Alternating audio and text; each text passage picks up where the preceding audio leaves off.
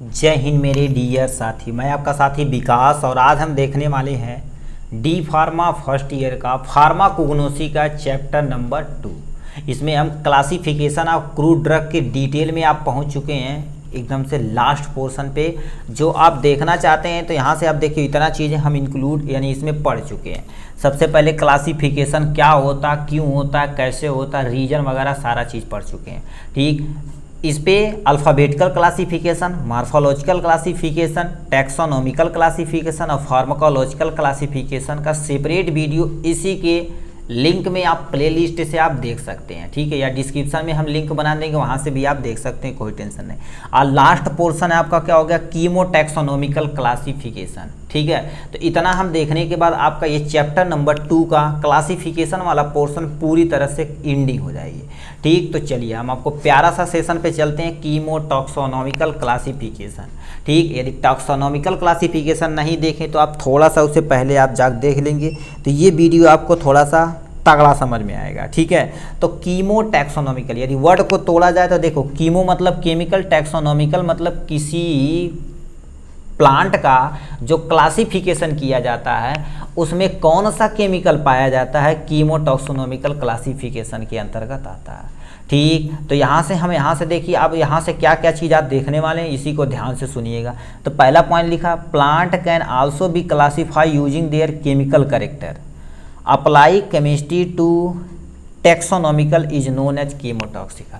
मतलब किसी भी प्लांट की किस फैमिली से और उस फैमिली में कौन सा केमिकल प्रेजेंट है उसी को क्लासीफाई करना, उसके केमिकल कैरेक्टरिस्टिक के आधार पर क्लासिफिकेशन करना क्या कहलाता है, कीमोटैक्सोनॉमिकल क्लासिफिकेशन कहलाता है। ठीक, तो लिखा क्या, दोबारा सुनो, प्लांट कैन आल्सो क्लासीफाई मतलब किसी भी प्लांट को ऐसे क्लासीफाई कर सकते हैं कि उस किस फैमिली से है और उस फैमिली में कौन सा केमिकल प्रेजेंट है, उसे हम कीमोटैक्सोनॉमिकल क्लासिफिकेशन के अंतर्गत रखते हैं।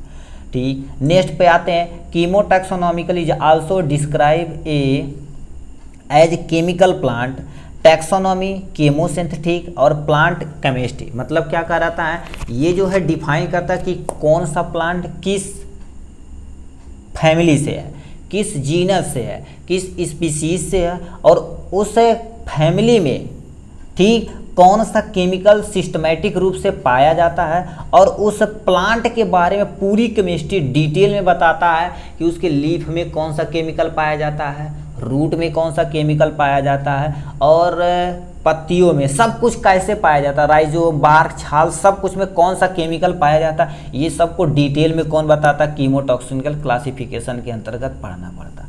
2 पॉइंट यदि समझ में आया तो तीसरे पॉइंट पे चलते हैं, इट स्टडी इन्वॉल्व। ठीक है, इसमें क्या involve, analysis of the different chemical substance various plant group. हाँ, ये वाला याद रखना बाबू, क्या कह रखा है, किसी भी जो वेरियस प्लांट ग्रुप है, जैसे मान लेते 3-4 हमको प्लांट दे दें, जैसे आपको हम मरचा का प्लांट दे दें तो उसमें कहते हैं कि बहुत कड़वा भाई, तो हमारे माइंड में तुरंत कड़वापन आता है कि नहीं, तो उसमें कोई ना कोई केमिकल होगा जो कड़वापन प्रदान करता है। जैसे नीम है, नीम में क्या देगा, कोई पत्ता खाने के लिए, और अमरूद का पत्ता, तब अमरूद का पत्ता भाने से खा जाएंगे तो उसमें कोई ना कोई केमिकल प्रेजेंट है जो उसे थोड़ा सा कड़वापन से हटाता है। और नीम में कोई ना कोई ऐसा केमिकल होगा, ठीक, ऐसा ना कोई केमिकल होगा जो उसे कड़वाहट पैदा करता होगा। ठीक है, कोई ना कोई होगा कि नहीं, से नीम में देखा जाए तो नीमेडीन हो गया। ठीक है, एलोवेरा में देखा जाए तो क्या होगा, इमोडीन हो गया, तो एलोइन हो गया। तो ये सब चीज़ें केमिकल क्या है और किस फैमिली से अंतर्गत आती हैं उसी को हम क्या बोलते हैं, कीमोटैक्सोनॉमिकल क्लासिफिकेशन बोलते हैं। तो हर एक प्लांट का क्या देखा जाए तो हर एक अलग अलग केमिकल पाया जाता है, ऐसा तो होता ही है। ठीक, देखेंगे बहुत सारे ऐसे प्लांट होंगे जो अलग अलग केमिकल पाए जाते हैं। जैसे कुछ प्लांट ऐसे होते हैं जो हमारे लिए टॉक्सिक होते हैं, कुछ प्लांट ऐसे होते हैं जो हमारे लिए मेडिसिनल होते हैं। जैसे भांग का है, अब ज़्यादा अमाउंट में यदि इनहेल कर रहे हैं मतलब रिस्पायरेशन में रहे तो आपको प्रॉब्लम हो सकती है, नशा आ सकता है। अब वही चीज़ें यदि आप घाव में यूज कर रहे हैं तो आपको घाव को क्या कर देगा, जल्दी ठीक कर देगा। तो ये सारी चीज़ें उसी के अंतर्गत आती हैं। ठीक, तो वही चीज़ें यहाँ से लिखा है, डिफरेंट केमिकल और डिफरेंट प्लांट ग्रुप के अंतर्गत देखने को मिलता है। कुछ हमने यहाँ से प्लांट की फैमिली लिखी है, जैसे एलोवेरा। एलोवेरा को तो नाम सुनेंगे अच्छे तरीके से, इसीलिए हम जो इतना आपको ईजी से ईजी तरीके से, आप कहेंगे सर इतना क्यों लिखें, लिखना चाहें तो आप हज़ारों मेरे भाई लिख सकते हैं, मगर उसी को यहाँ लिखा गया जो आपके माइंड में कॉन्सेप्ट क्लियर हो सके। ठीक है, तो सबसे पहले एलोवेरा दे रखा है। एलोवेरा का फैमिली देखी जाए तो कहते हैं लिलिएसी। अब लिलिएसी फैमिली में कौन सा केमिकल पाया जाता है, एलोई इमोडीन पाया जाता है। क्या? एलोई इमोडीन पाया जाता है, जो यहाँ से हम एरो दिखा देते हैं, ठीक है। एलोई इमोडीन पाया जाता है जो इसका केमिकल कॉन्स्टिट्यूएंट है। तो बताओ लिलियेसी फैमिली में क्या हो गया, देखा जाए तो यानी एलोई इमोडीन पाया जाता है, वो भी लिलियेसी फैमिली का एक प्लांट एलोवेरा है, उसके अंतर्गत ये पाया जाता है। अब एक ही फैमिली में कईयों सारे केमिकल पाए जा सकते हैं, अब डिपेंड करता है किस जीनस और किस स्पीसीज से वो कंटेन कर रहा है, ठीक। तो ये चीज़ें हो गई। दूसरा आप आ जाते हैं मेरिटिस, जिसे हम क्लोव बोलते हैं। क्लोव का यदि देखा जाए तो क्लोव में कौन सा केमिकल होता है, यूगोन होता है। क्या होता है? यूगनॉल होता है। क्या होता है? यूगनॉल एक केमिकल होता है जो हमारे जो दर्द होता है, दर्द निवारक होता है और एक्सपोरेंट की तरह ये जब वो क्लोव खाएंगे तो देखेंगे थोड़ा सा जलन टाइप में आपके अंदर होगी थोड़ा सा। यदि यहाँ गले वाले रीजन पे देखा जाएगा तो होता क्यों, और यदि पानी पिएंगे तो ठंडापन होता। तो उसमें कौन सा केमिकल पाया जाता है? यूगिनॉल पाया जाता है। यूगिनॉल पाया जाता है, किस फैमिली से बिलोंग करता है? देखो मेरिटासिए से फैमिली से बिलोंग करता है जो क्लोव होता है, ठीक। नेक्स्ट यहाँ 2 दे रखा, एक जिंजर दे रखा। जिंजर किस फैमिली से बिलोंग करता है? जिंजीबेरेसी। क्या? जिंजीबेरेसी फैमिली से एक जिंजर बिलोंग करता है, उसमें क्या होता है? जिंजीबरल होता है। क्या होता है? जिंजीबरल एक केमिकल होता है, ठीक, जो आपको स्पाइसिस आपके पेट के लिए सही होता है, ठीक है, हमें थोड़ा सा उत्तेजना पैदा कर देता है, इसीलिए कहते हैं वो खाते हैं, ये प्याज खा लिए, लहसुन खा लिए तो हमारे थोड़ा सा ये नर्वस सिस्टम को भी स्ट्रांग करता है, हमारे ब्लड सर्कुलेशन को भी मेंटेन करता है, ठीक है।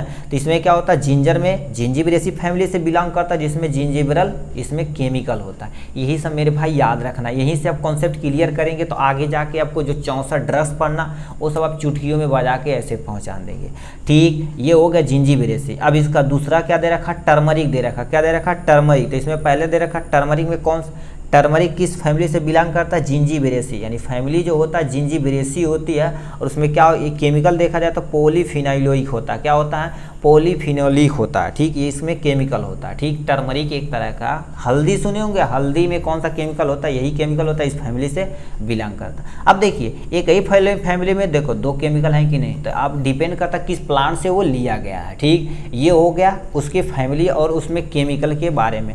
अब यदि और फैमिली के बारे में देखना चाहते हैं तो टेक्सोनोमिकल क्लासिफिकेशन का आप डिटेल में देखेंगे तो उसमें केमिकल का क्लासिफिकेशन, हर एक प्लांट का क्या कर दिया हम, जिंजर को क्लासीफाई किए हैं, उसका kingdom, division, order, family, genus, species सबको हम डिटेल में वहाँ से देख चुके हैं। तो यहाँ से इतना चीज़ें आप देखें तो उसके बाद लास्ट पे आते हैं मेरिट और डीमेरिट के बारे में, उसके बाद चैप्टर की एंडिंग हो जाएगी, ठीक है। तो यहाँ से देखते हैं क्या, सबसे पहले मेरिट देखते हैं क्या हो गया, सबसे पहले मेरिट समझते हैं। तो लिखा this classification system is recent provide better understanding of relationship between chemical nature of biosynthetic action. देखिए कितना वीआईपी है भाई, ठीक। ये क्लासिफिकेशन एक तरह का प्रोवाइड करता बेटर अंडरस्टैंडिंग कि मतलब किस प्लांट में कौन सा केमिकल है और वो प्लांट किस फैमिली से बिलोंग करता है और किस नेचर का, उस केमिकल का भन्न से नेचर जान जाएंगे। और बायोसिंथेटिक एक्शन मतलब हमारे अंदर कहाँ से और किस सिंथेसिस में, मतलब हमारे अंदर यदि जाएगा तो कहाँ सिंथेसाइज होगा और किस एक्शन परफॉर्म करेगा, वो सब आपको इसी के अंतर्गत देखना पड़ेगा, ठीक। जैसे गांव में सुनेंगे, जैसे मान लेते हैं मैच वैच खेल रहे हैं, चोट लग जाए तो एक घास उस लाते हैं, ऐसे रगड़ के देखेंगे वहाँ पर जहाँ पर घाव रहता है वहाँ पर लगा देते हैं, खून कुछ समय के लिए, कुछ समय में तुरंत बंद हो जाता है। तो बताओ उसमें कोई ना कोई केमिकल पाया जाता है जिससे काम हो जाता है। जैसे आपका प्लेटलेट, दूसरा एग्जाम्पल देखा जाए तो प्लेटलेट आपको यदि घट जाता है तो कहते हैं पपीता खाओ, या पपीते की फुनगी पूछ के देते हैं, उसे ज़्यादा अमाउंट में मत लेना भाई कभी भी। यदि पपीता स्टार्टिंग में 5 दिन हफ्ता दिन खाते तो कोई टेंशन नहीं, ठीक है। यदि ज़्यादा अमाउंट में लेंगे तो आपकी आँख की रोशनी चली जाएगी, ठीक। यदि कोई ले रहा हो गांव में तो उसे ज़रूर ये सब इन्फॉर्म करना। आप देखिए थोड़ा थोड़ा आप नॉलेज गेन करेंगे इसी चीज़ें पे तो आपको बहुत ही बेनिफिट मिलेगा। स्टार्टिंग में 5 दिन हफ्ता दिन तो आप पपीते का फुनगी या पपीता का दूध वगैरह पी सकते हैं, तो उससे प्लेटलेट थोड़ा बहुत इंक्रीज करेगा। जो उसमें जैसे मान वो टाइफाइड है तो सोलमनेला टाइफी को सप्रेस कर सकता है, उसमें वो केमिकल प्रेजेंट होता।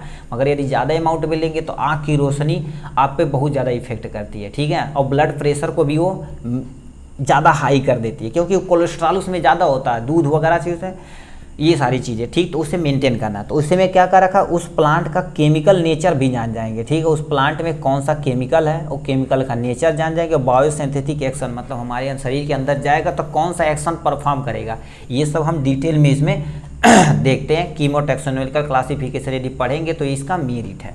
डीमेरिट के अंतर्गत आते हैं। डीमेरिट क्या, it is a complex to recognise the chemical in plant, hence it is also time consuming process. देखो कंज्यूमिंग प्रोसेस, अब तुम्हें किसी भी प्लांट में कौन सा केमिकल है ये सब डिटरमाइन करना थोड़ा सा डिफिकल्ट हो जाता है केमिकल लेवल पे, और ये टाइम कंज्यूमिंग पोर्शन होता है, ठीक है। ये सब जैसे अब तो बहुत बड़ी मशीनें आ गई हैं, ब्लड ग्रुप यदि निकालना है तो उसमें स्लाइड पे रखें, ये रखें, और इसमें क्लोट करेगा, इसमें नहीं क्लोट करेगा तो ये ब्लड ग्रुप है। तो उसी तरह से देखा जाए तो किसी भी प्लांट में कौन सा केमिकल प्रेजेंट है, थोड़ा सा आपको लेंदी प्रोसेस होता है, ठीक। और एक ही, अब फैमिली से भी थोड़ा सा कन्फ्यूजन हो सकता है, यहाँ पर भी लिख सकते हैं कन्फ्यूजन टू फैमिली और different type of the chemical constituent, क्योंकि एक ही फैमिली में डिफरेंट तरह के केमिकल कॉन्स्टिट्यूएंट और डिफरेंट यूजेज में आते हैं, तो इसी के अंतर्गत डी मेरिट के अंतर्गत लिख सकते हैं। तो ये था कीमोटैक्सोनॉमिकल क्लासिफिकेशन के डिटेल के बारे में। तो इस तरह से देखा जाए तो हमने डिटेल में देखा क्या, alphabetical classification, morphological classification, taxonomical classification और फार्माकोलॉजिकल क्लासिफिकेशन, और नेक्स्ट में हमने देखा क्या हो गया, कीमोटैक्सोनॉमिकल क्लासिफिकेशन, जो आपके सामने ये दिख रहा है, ठीक। आज के लिए बस इतना ही, फिर मिलेंगे नेक्स्ट वीडियो में नेक्स्ट टॉपिक के साथ। तब तक के लिए bye bye and take care. ज़्यादा से ज़्यादा लाइक और सब्सक्राइब करिएगा और अपना और अपनों का ज़रूर ख्याल रखिएगा, ठीक है। क्योंकि देखिए ज़िंदगी छोटी है, प्यार और खुशियाँ बांटते चलेंगे, ठीक है। किसी से दुश्मनी कभी भी मोल मत लीजिएगा, ठीक है। देखिए जितना प्यार बांटेंगे आपके लिए बहुत ही बेनिफिट रहेगा। खुशी से रहिए, ज़िंदगी मस्त ज़बरदस्त के साथ जीते रहिए, ठीक।